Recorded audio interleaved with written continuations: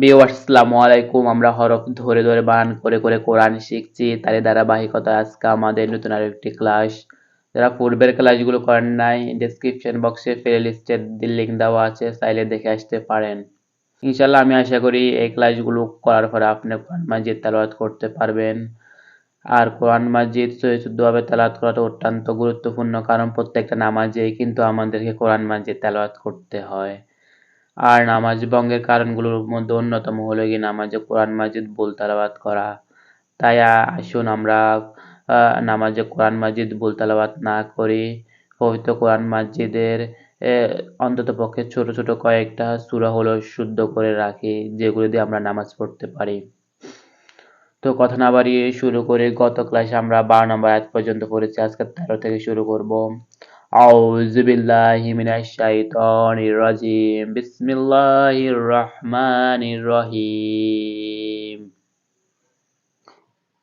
ওয়াজবর ওয়া হামজা জেরে যা জবর যা ওয়া ইজা, যাটা এক আলিফ টেনে পড়বো, এক আলি আলিফটা আমরা যেখানেই পাবো এক আলিফ টেনে পড়বো।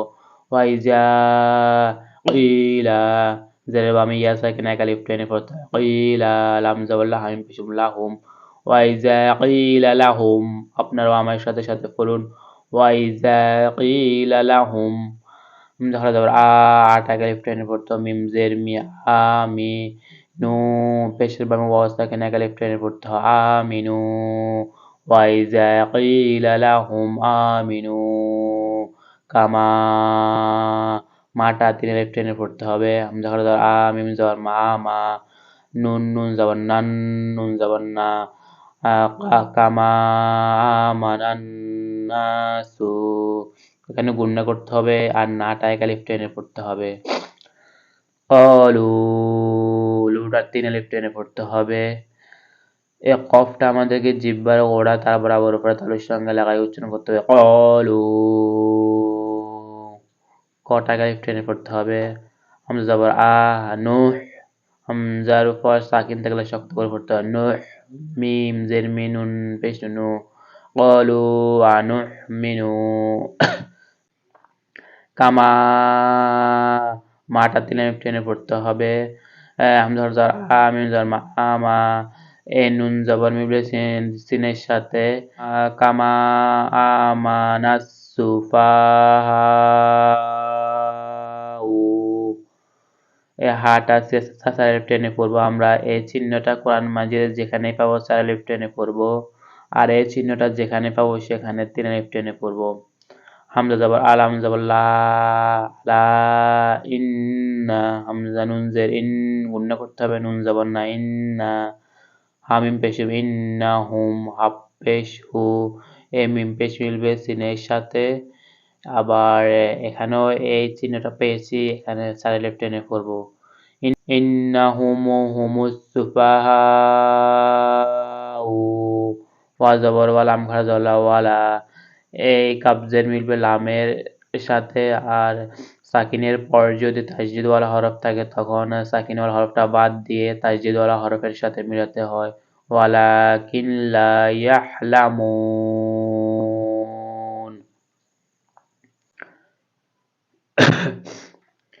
وَإِذَا قِيلَ لَهُمْ آمِنُوا كَمَا آمَنَ النَّاسُ قَالُوا أَنُؤْمِنُ كَمَا آمَنَ النَّاسُ سُفَهَاءُ أَلَا إِنَّهُمْ هُمُ السُّفَهَاءُ وَلَكِنْ لَا يَعْلَمُونَ।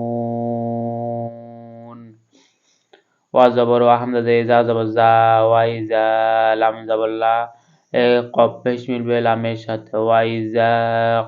ওয়া ইজা লাকুল্লাযিনা, জেরে বামে ইয়া সাকিন এক আলিফ টেনে পড়তে হয়। জিনা আমানু, হামজা খারা যাওয়ার আমিন যাওয়ার মা, নুন পেশ নু, আমানু ক্বালু, লুটা 3 আলিফ টেনে পড়তে হবে।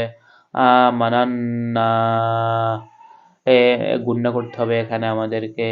ওয়াইজা লাকুল্লাযিনা আমানু ক্বালু আমান্না। আমরা পরের পৃষ্ঠায় যাই। ওয়া জবর ওয়া হামজা জেরে যা জবর যা, ওয়াইজা খলাও, এখানে আমরা অনেকে খালা করি, খা জবর খা, এখানে খা জবর খ পড়তে হবে, খ লাও, মুখটা গোল করতে হবে, লামা জবর লাও, ওয়াইজা খলাও, হামজা জেরি, লাম খারা জবর লা, ইলা, শাইয়া, ইয়াটা একালিফ টেনে পড়তে হবে। এই সিনটা আমাদেরকে জিহ্বার মধ্যখান তারপর উপরে তালুর সঙ্গে লাগিয়ে উচ্চারণ করতে হয়। শাইয়াতিনিহিম, এখানে আমরা লাম দেখতে পাচ্ছি। এই লাম চিহ্নটা আমরা আয়াতের মাঝখানে প্রায় সময় দেখতে পাবো।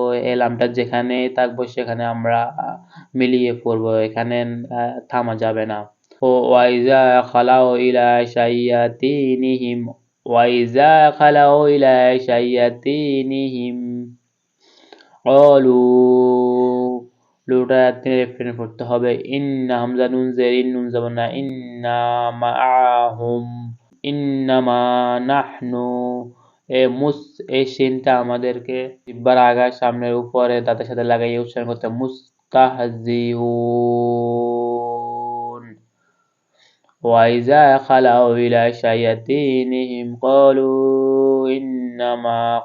ইন্নামা নাহনু মুস্তাহজিউন। সাদাকাল্লাহু মাওলানা আজিম। এই ধরনের ভিডিও পেতে চ্যানেলটা সাবস্ক্রাইব করে রাখবেন, আর ভিডিওটা কেমন হয়েছে কমেন্ট করে জানাবেন। রাসূল সাল্লাল্লাহু আলাইহি ওয়াসাল্লাম বলেছেন, খায়রুকুম মান তাআল্লামাল কুরআনা ওয়া আল্লামা, তোমরা কোরআন শিখো এবং অন্যকে কোরআন শিক্ষা দাও।